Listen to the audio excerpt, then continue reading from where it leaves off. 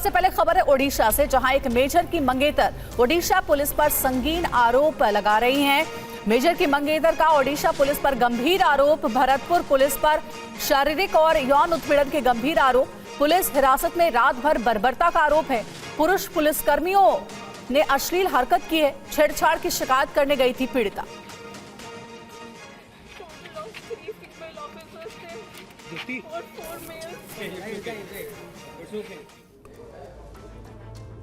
और मेजर की मंगेतर के साथ थाने में क्या हुआ, उस रात भरतपुर पुलिस थाने में हुआ क्या था, आइए सुनते हैं ये खौफनाक कहानी। मेल ऑफिसर आके मेरा तार के मेरे पे किक मारना शुरू किया कंटिन्यूअसली। एंड अराउंड 6 o'clock जो स्टेशन के आईआईसी है वो आए। इसके आगे जो कुछ हुआ आईआईसी के खिलाफ इन्होंने आरोप लगाए हैं वो बेहद शर्मनाक है। 14 सितंबर की रात पुलिस हिरासत में बर्बरता की घटना भुवनेश्वर एम्स में इलाज कराए जाने के बाद पीड़िता ने अब बताई है। मामला ओडिशा की राजधानी भुवनेश्वर के भरतपुर पुलिस स्टेशन का है, जहां एक आर्मी ऑफिसर और उनकी मंगेतर ने पुलिस पर छेड़छाड़ और प्रताड़ना का गंभीर आरोप लगाया है। घटना तब शुरू हुई जब उनकी कार को कुछ असामाजिक तत्वों ने रोका और सहायता के लिए भरतपुर पुलिस स्टेशन का उन्होंने रुख किया, जहां शिकायत दर्ज करने से मना कर दिया और पुलिस स्टेशन में यौन उत्पीड़न किया गया। मेरे मुंह पे बहुत जोर जोर से मारा कि मेरा दांत उखड़ गया और हंसते हुए उन्होंने मेरा दांत बाहर फेंक दिया, डिस्पोज कर दिया, मेरा जॉ ब्रेक कर दिया। डीजीपी ने निष्पक्ष जांच के लिए मामले को क्राइम ब्रांच को सौंप दिया है। और आपको बताते हैं आखिर ओडिशा का ये पूरा मामला क्या है। पुलिस पर शारीरिक यौन उत्पीड़न के आरोप लगे। रात भर पुलिस हिरासत में बर्बरता की गई। महिला पुलिसकर्मियों ने पीड़िता के साथ मारपीट की है। वहीं पुरुष पुलिसकर्मियों ने अश्लील हरकत की है। हाथ पांव बांधकर पिटाई करने का आरोप लगा है। हिरासत में कपड़े उतारने का भी आरोप है। भरतपुर थाने में एफआईआर नहीं लिखने का आरोप है। छेड़छाड़ की शिकायत करने थाने गई थी पीड़िता और जो एफआईआर दर्ज कराई गई है उसमें ये सारी बातें लिखी गई हैं पीड़िता की ओर से। उस रात थाने में क्या हुआ था, मेजर की पीड़ित मंगेतर ने पूरी कहानी बताई। 15 को रात को अराउंड 1 o'clock 1 AM अपना रेस्टोरेंट क्लोज करने के बाद व्हेन आई वाज अपने घर जा रही थी, कुछ गाड़ी ने हमारा रास्ता रोका था और हमसे लड़ने की कोशिश की थी। उनसे जैसे भी बचाते हम लोग जब गाड़ी में वापस बैठे और उसका एफआईआर देने भरतपुर पुलिस स्टेशन गए, वहाँ पे एक लेडी कांस्टेबल बैठी हुई थी अपने नाइटी में रिसेप्शन पे और कोई भी नहीं था। उनको मैंने बहुत बार एफआईआर लिखने के लिए बोला, मेरा कंप्लेंट लॉन्च करने के लिए बोला, क्योंकि बहुत सारे लड़के थे वो लोग, तो वो पीछा हमारा कर सकते थे वापस। उसके लिए मैं उनको चाहती थी कि वो एफआईआर लिखे या पेट्रोल भेजे या कुछ करे। उन्होंने मुझे कोई हेल्प दी नहीं, उल्टा मेरे साथ गाली गलौज की। जब मैंने उनको बताने की कोशिश की कि मैं एक लॉयर हूँ और उनका बनता है इस टाइम पे एफआईआर लिखना, ये उनकी ड्यूटी है, तो उन्होंने मुझ पे और गुस्सा किया। थोड़ी देर बाद जब एक पेट्रोल गाड़ी आई, उसमें से और फीमेल ऑफिसर्स और बाकी मेल ऑफिसर्स आए। उन्होंने को अपॉर्चुनिटी दिया था कंप्लेंट लिखने का, बट उतने में ही उन्होंने पता नहीं क्यों उसको कस्टडी में डाला। फिर मैंने उनसे वापस रिक्वेस्ट किया और बोला कि आप एक आर्मी ऑफिसर को नहीं डाल सकते हैं कस्टडी में, ये अनलॉफुल है, आप नहीं कर सकते ऐसा। तब तक 2 फीमेल ऑफिसर्स ने मेरे बाल पकड़ के जोर से खींच के मुझे मारना पीटना शुरू कर दिया। मैंने उनको रिक्वेस्ट करते रही, प्लीज़ स्टॉप, मत कीजिए, ऐसा मत कीजिए। फिर वो पुलिस स्टेशन के कॉरिडोर से मुझे घसीटते हुए ले जा रहे थे और उस टाइम पे मैं जितना जो उनको फाइट दे पाई, उसके बीच में एक लेडी कांस्टेबल ने मेरा गला पकड़ के दबाने की कोशिश की, तो मैंने उनका हाथ काटा है। उसके बाद उन्होंने मेरे ही जैकेट से मुझे मेरे पीछे हाथ बांधे और एक लेडी कांस्टेबल के स्कार्फ से मेरे पैर बांध के मुझे रूम में डाल दिया। फिर थोड़ी देर में एक मेल ऑफिसर आके मेरा तार के मेरे पे किक मारना शुरू किया। तो देखिए, बेहद शर्मनाक घटना है। जिस पुलिस के पास मेजर की ये मंगेतर एफआईआर कराने के लिए पहुंची थी, उन्हीं पुलिस कर्मियों ने महिला के साथ बदसलूकी की है। पूरा बयान हमने आपको सुनवाया है, मीडिया के सामने जो बयान दिया गया है, और ये सारी बातें एफआईआर कॉपी में भी दर्ज कराई गई हैं। अश्लील हरकत की गई, हाथ पांव बांध करके पिटाई करने का भी आरोप मेजर की मंगेतर लगा रही हैं। भरतपुर पुलिस स्टेशन की ये पूरी घटना है, ओडिशा का ये पूरा मामला है। भरतपुर पुलिस स्टेशन में एफआईआर दर्ज कराने के लिए पहुंची थी ये महिला, और महिला के साथ बदसलूकी हुई है।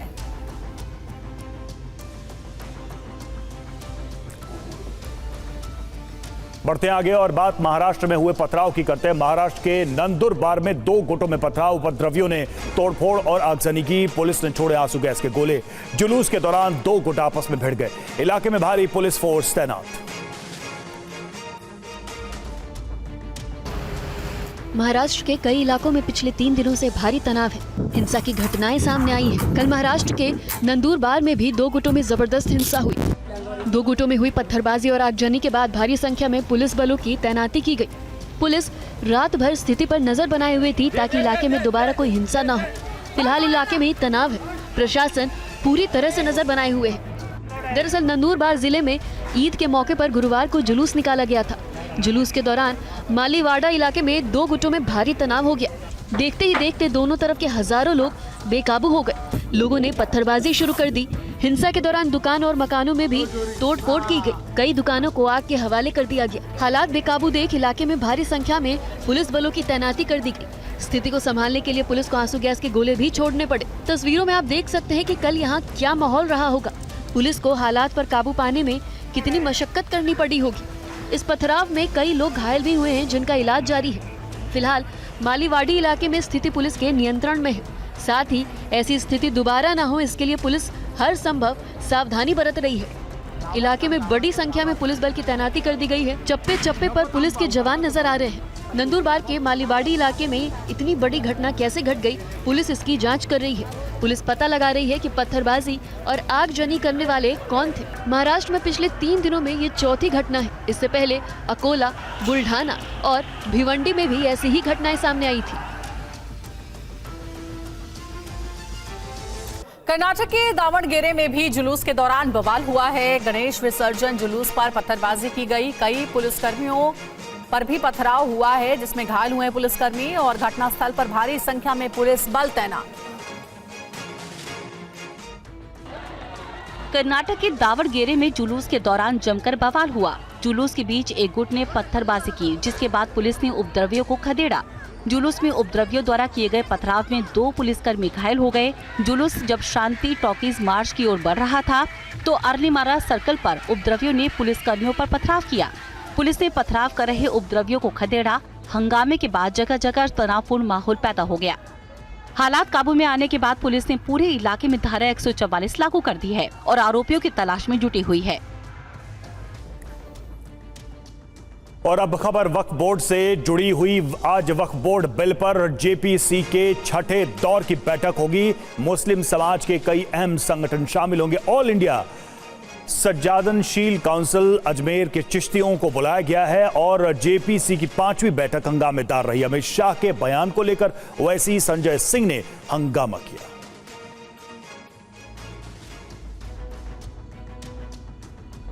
वक्फ संशोधन बिल पर जेपीसी की बैठक जारी है। अब तक 5वीं दौर की बैठक हुई। ज्यादातर बैठकों में हंगामा हुआ है। कल हुई बैठक में राजनीतिक दल के सदस्यों के साथ ही धार्मिक संगठनों और कानूनी विशेषज्ञों का पक्ष भी सुना गया। बैठक के दौरान कांग्रेस सांसद नासिर हुसैन, आम आदमी पार्टी के सांसद संजय सिंह और AIMIM सांसद ओवैसी उस समय भड़क गए जब बीजेपी सांसद ने मुगल बादशाह अकबर की बेगम का जिक्र किया। सूत्रों से खबर मिली है कि वक्फ संशोधन बिल जेपीसी बैठक में असदुद्दीन ओवैसी और संजय सिंह ने गृह मंत्री अमित शाह के बयान पर सवाल उठाया। संजय सिंह और ओवैसी दोनों ने कहा कि जब मामला जेपीसी में है तो फिर गृह मंत्री वक्फ संशोधन बिल को लेकर बाहर बयान क्यों दे रहे हैं। बैठक में ओवैसी और संजय सिंह ने कहा कि जब एक मामले में जेपीसी बनी हुई है तो उन्हें इस मामले में बयान देने का कोई अधिकार नहीं है। वक्फ बोर्ड बिल को लेकर चल रही जेपीसी की मीटिंग में बीजेपी सांसद संजय जायसवाल ने सवाल उठाते हुए कहा है कि अगर अकबर की बेगम ने देश को वक्फ के हवाले कर दिया तो हम मान लेंगे क्या। जायसवाल के सवाल पर कांग्रेस सांसद नासिर हुसैन, आप सांसद संजय सिंह और ओवैसी भड़क गए। इन नेताओं ने कहा कि हजारों साल पहले अकबर बादशाह था, अकबर के उस वक्त को आज क्यों लाया जा रहा है। उन्होंने कहा कि आज लोकतंत्र है, बेतुकी और दंगा कराने वाली बातें ना की जाए। जेपीसी मीटिंग में पटना के चाणक्य लॉ यूनिवर्सिटी के vice chancellor Faizan Mustafa all India Muslim Pasmanda Mahaz में वक्फ संशोधन बिल के सामने अपनी बात रखी। फैजान मुस्तफा ने कहा कि वक्फ संशोधन बिल को लेकर केंद्र सरकार को सतर्कता बरतनी चाहिए। पसमानदा महाज ने केंद्र सरकार के संशोधन को जायज ठहराया। फिलहाल जेपीसी की आज भी बैठक होगी जिसमें कई संगठनों की राय ली जाएगी। बिहार के सीतामढ़ी में जेडीयू के नेता के साथ मारपीट का वीडियो सोशल मीडिया पर वायरल हो रहा है। पीड़िता जेडीयू की महिला सेल की जिलाध्यक्ष है। मामला सीतामढ़ी के बैरगनिया का है। जेडीयू महिला सेल की जिलाध्यक्ष वार्ड आयुक्त संजय पटेल के घर पहुंची थी, जहां दोनों के बीच विवाद हुआ।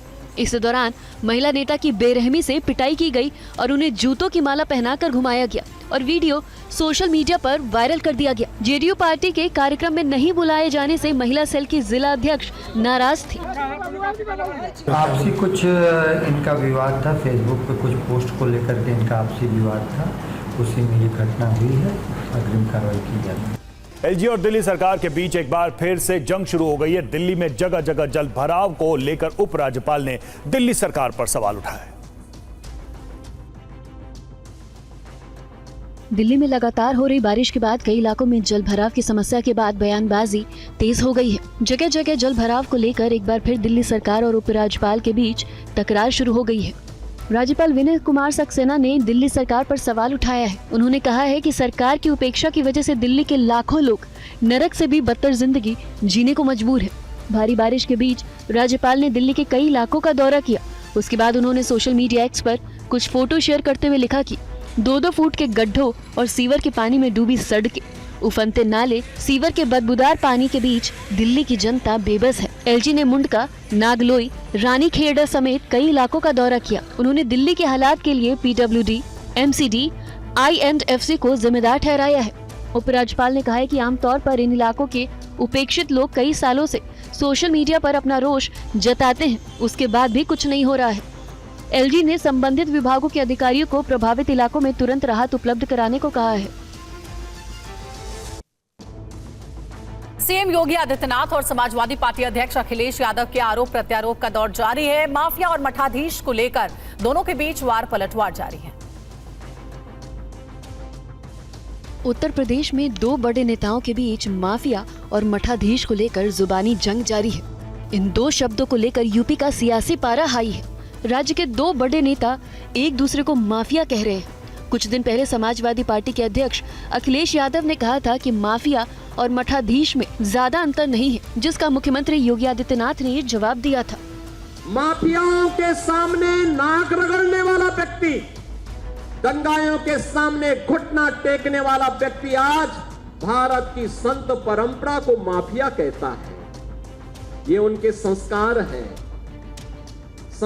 हैं और इसीलिए मैंने कहा ना, जैसे लगता है औरंगजेब की आत्मा इन लोगों के अंदर घुस गई है। मठाधीश और माफिया में कोई ज्यादा फर्क नहीं होता।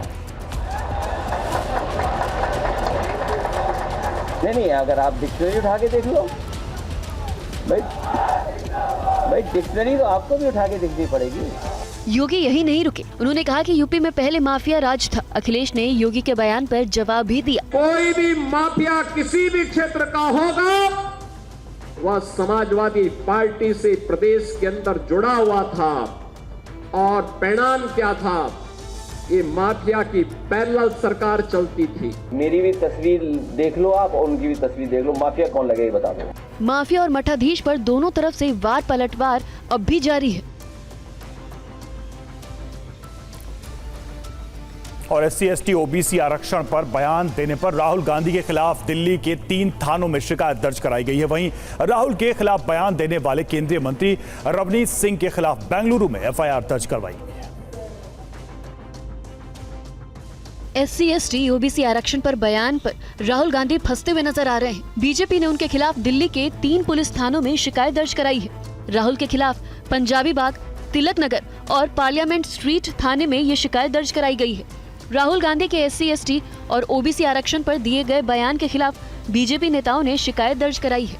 आपको बता दें कि राहुल गांधी ने वॉशिंगटन डीसी में जॉर्ज टाउन यूनिवर्सिटी में आयोजित एक कार्यक्रम के दौरान कहा था कि भारत जब एक निष्पक्ष जगह बन जाएगा तो कांग्रेस आरक्षण खत्म करने पर विचार करेगी।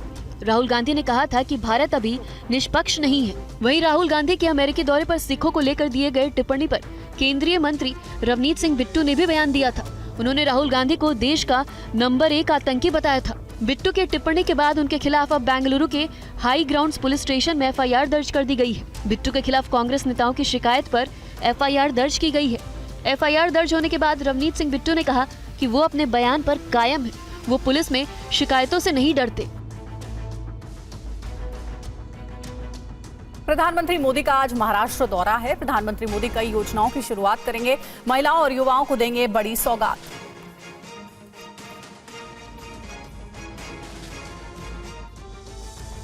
प्रधानमंत्री मोदी आज महाराष्ट्र के दौरे पर रहेंगे, जहां वो राष्ट्रीय पीएम विश्वकर्मा कार्यक्रम में हिस्सा लेंगे। पीएम मोदी कई विकास और स्टार्टअप योजनाओं का भी शुभारंभ करेंगे। साथ ही महाराष्ट्र के अमरावती में मित्र पार्क की आधारशिला भी रखेंगे। पीएम मोदी सुबह करीब 11:30 बजे महाराष्ट्र के वर्धा पहुंचेंगे, जहां पीएम विश्वकर्मा योजना के लाभार्थियों को प्रमाण पत्र और लोन जारी करेंगे। साथ ही वह इसके 1 वर्ष पूरे होने के उपलक्ष्य में एक स्मारक डाक टिकट भी जारी करेंगे। बात पश्चिम बंगाल की। पश्चिम बंगाल में बाढ़ पर राजनीति। राज्य में आई बाढ़ ने मुख्यमंत्री ममता बनर्जी की मुश्किलें बढ़ा दी हैं। इस बीच सीएम अब इस बाढ़ के लिए केंद्र सरकार को जिम्मेदार ठहरा रहे हैं। पानी डीवीसी का हमारा हाथ में नहीं है, ये सेंट्रल गवर्नमेंट का ऑर्गेनाइजेशन है। अब देखो ना, फराक्का में जब हम वाटर दिया था तब ये सेंट्रल गवर्नमेंट का वादा था कि 700 करोड़ रुपया बंगाल के देंगे ओगिरोशान का काम करने के लिए। नहीं दिया एक पैसा। ममता बनर्जी के इस बयान के बाद आरोप प्रत्यारोप का दौर शुरू हो गया। दरअसल पश्चिम बंगाल में बाढ़ से तबाही मची है। 2 दिन पहले घाटाल और पाशकुड़ा में सीएम ममता बनर्जी ने हालात का जायजा लिया। उन्होंने कहा कि इस साल डीवीसी ने 5.5 लाख क्यूसेक पानी छोड़ा है, जिससे राज्य में संकट और गहरा हो गया है। बीजेपी ने ममता बनर्जी पर लोगों की सुरक्षा के साथ खिलवाड़ का आरोप लगाया है। इस बीच केंद्रीय मंत्री और पश्चिम बंगाल के बीजेपी अध्यक्ष सुकांत मजूमदार ने भी बाढ़ प्रभावित इलाकों का दौरा किया। उन्होंने कहा कि ममता बनर्जी सरकार की गलत नीतियों के कारण बाढ़ से 15 से 20 लाख लोग प्रभावित हुए हैं। तो हर साल आप बोलते हैं, हर साल फ्लड आता है, हर साल घाटाल डूबता है, तो आपने पिछले एक साल में क्या प्लानिंग किया? आपका प्लानिंग क्या है? इन्होंने क्या किया इसके लिए? हम लोग देखते कि अगस्त सितंबर में ऐसा एवरी ईयर में होते हैं, वो जाते हैं यही बोलते हैं। तो इन्होंने कभी इसका डेवलपमेंट के लिए कुछ काम नहीं किया। जल पानी निष्कासन के लिए जो होते हैं, ड्रेनेज सिस्टम रहते हैं, जो बाढ़ के जो सिस्टम रहते हैं, वो कुछ नहीं किया है। और बिहार की राजधानी पटना भी बाढ़ की चपेट में है। यहाँ गंगा नदी और पुनपुन नदी के चलते शहरी और ग्रामीण इलाकों में बाढ़ आ गई है। तस्वीरें पटना के सुकुलपुर इलाके की है, जहां पुनपुन नदी से हाहाकार मचा है। स्थानीय लोग आवाजाही के लिए ट्यूब का सहारा लेने को मजबूर हैं। घरों में बाढ़ का पानी घुसने से रखा अनाज सड़ गया है। न नाव है न खाने के लिए है, सड़क पूरी तरह डूब गया है। 1000 रकबा में जो हम लोग का धान बुना हुआ था सब डूब धस गया। वहीं पटना के शहरी इलाकों में भी गंगा नदी का जलस्तर बढ़ने से लोगों के घरों में पानी घुस गया है। अब खबर कोलकाता कांड पर अहम खुलासे से जुड़ी हुई। आरजी कर के पूर्व प्रिंसिपल और तला थाने के एसएचओ की रिमांड कॉपी में अहम खुलासा हुआ। जांच एजेंसी सीबीआई ने संदीप घोष और अभिजीत मंडल को सीडीआर डिटेल से कन्फ्रंट करवाया। साथ ही कुछ चश्मदीदों के सामने बिठाकर पूछताछ की। सीडीआर से कुछ संदिग्ध मोबाइल नंबरों की जानकारी भी सामने आई। कोलकाता के आरजी कर मेडिकल कॉलेज में लेडी डॉक्टर के रेप और मर्डर के मामले में कई अहम खुलासे हुए हैं। पूर्व प्रिंसिपल संदीप घोष और टाला थाना के एसएचओ अभिजीत मंडल की गिरफ्तारी के बाद सीबीआई ने पूछताछ की है। इन दोनों की रिमांड कॉपी में कई अहम खुलासे किए गए हैं। इस खुलासे से सीबीआई को ये संकेत मिले हैं कि संदीप घोष किसी के इशारे पर ये काम कर रहा था। सीबीआई ने रेप और हत्या के पीछे बड़ी साजिश की आशंका जताई है। रिमांड कॉपी में क्या क्या है, आइए अब हम इसे समझते हैं। जांच एजेंसी सीबीआई ने संदीप घोष और अभिजीत मंडल को सीडीआर डिटेल से कन्फ्रंट करवाया है, साथ ही कुछ चश्मदीदों के सामने बैठाकर पूछताछ की है। जांच के दौरान तला पुलिस स्टेशन की सीसीटीवी फुटेज से आरोपी अभिजीत मंडल को कन्फ्रंट करवाया गया। इस मामले में कुछ और सीसीटीवी सामने आए हैं जिनके बारे में पूछताछ करना जरूरी है। सीडीआर से कुछ संदिग्ध मोबाइल नंबरों की जानकारी मिली है जिसके बारे में आरोपियों से पूछताछ की जाएगी। सीसीटीवी का कुछ पार्ट सीएसएफएल से रिट्रीव किया है जिसमें कुछ संदिग्धों की वारदात के दौरान और पहले आरजीकर मेडिकल कॉलेज में मूवमेंट दर्ज की गई है। संदीप घोष और अभिजीत मंडल ने जानबूझकर शव का जल्दी अंतिम संस्कार करवाया, जबकि पीड़ित परिवार सेकेंड ऑटोप्सी करवाना चाहता था। वारदात के दौरान आरोपी संजय रॉय ने जो कपड़े पहने थे पुलिस ने बरामद करने में लापरवाही की, जबकि वारदात के तुरंत बाद आरोपी संजय रॉय की पहचान हो चुकी थी। पूर्व प्रिंसिपल संदीप घोष पर सही धाराओं में केस दर्ज नहीं करवाने से सीबीआई को शक है। घोष कुछ लोगों के इशारों पर ये काम कर रहा था।